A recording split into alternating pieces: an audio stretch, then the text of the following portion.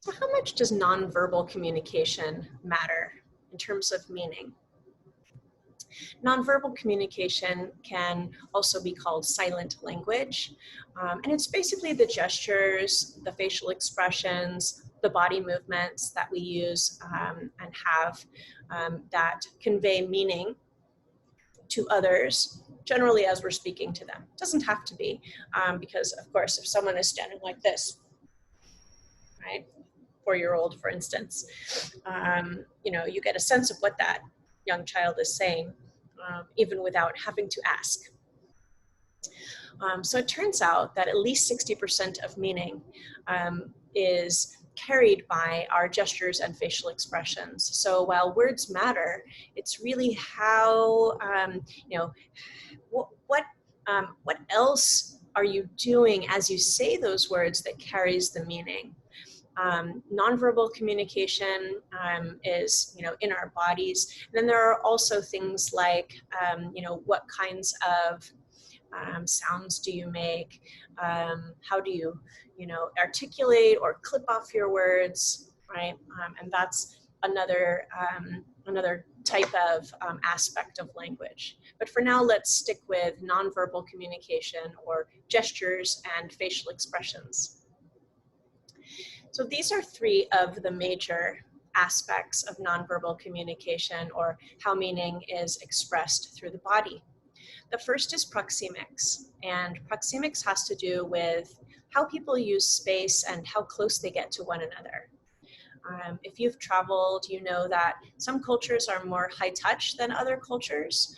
For instance, when I went to India, it was very common for people to push up right next to me on the trains.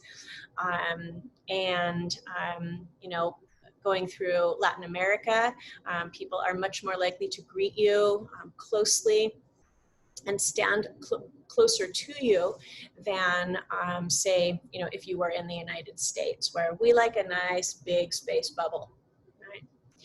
In fact, I do remember saying that to my children, right? Give each other your space bubble, right? That was me teaching culture to my kids, right? Maya, give your sister her space bubble.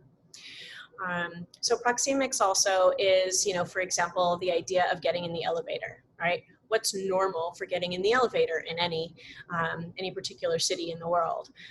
Do you stand right next to them? Is that okay? Or is that seen as weird and aggressive and, potentially risky? The second aspect is kinesics, and kinesics has to do with movement and gestures. So things like hand signs, facial expressions, right? How do we move our eyebrows? What kinds of things do we do with our hands, like in the picture at the top of the screen? Those things are not universal, right? So they can be different in different cultures and can get you into some trouble if you don't know that and you use them incorrectly. Some of the things that I learned from being in a different place, where, for instance, in Mexico, I learned that touching your elbow means that someone is stingy, because the word for stingy and the word for elbow, codo, are the same. Another thing I learned when I first went to Puerto Rico with my husband to meet his family was that his mother would often scrunch her nose up at me when I was talking. And I thought, I don't understand what that means. Right? Why are you scrunching your nose at me? Right? Is that like, are you trying to be a bunny? Like, I'm not sure what's going on. But Luis, my husband, would tell me later that is a signal in Puerto Rico that means something like, can you say that again? Or, I don't understand. Then haptics is the third aspect of nonverbal communication that we're talking about today. And haptics has to do with touch. So is it a high touch society, a low touch society? Do people kiss and hug when they greet? How many times do they kiss, right? This can also get you in trouble. I don't know if you've ever had that awkward situation where you've gone to kiss somebody and then like you go in for another one, and it can be very awkward. Do people hug a lot? Do they sit touching each other? How often do they touch while they're talking?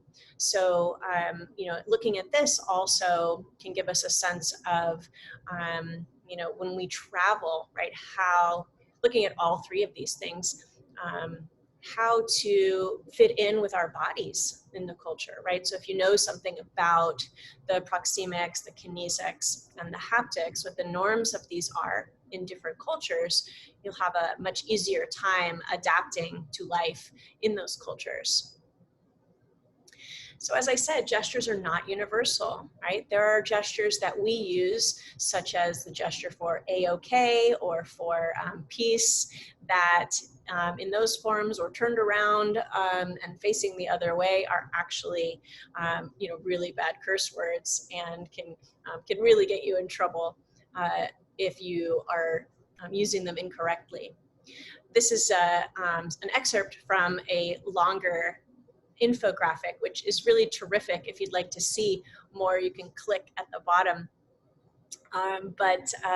Some of the gestures that we may not recognize if we grew up in the United States, for Italy, this kind of, right, I can't believe I'm hearing this. What are you saying? Maybe you've seen this in the movies with Italian Americans, like The Godfather, in the Godfather movies, right? But you don't need to say this. All you need to do is the gesture and maybe the eyebrow expression in order to get this across.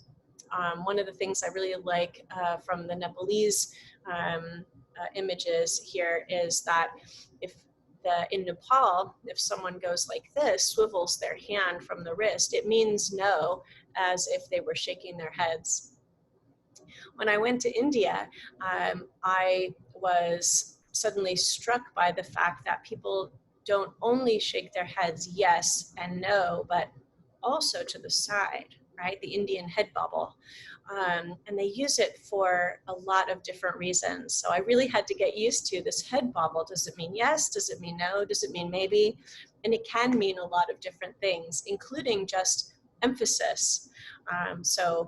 Being in that society for a while, watching people do it and how people respond to it, it helped me understand a lot more about how it is used.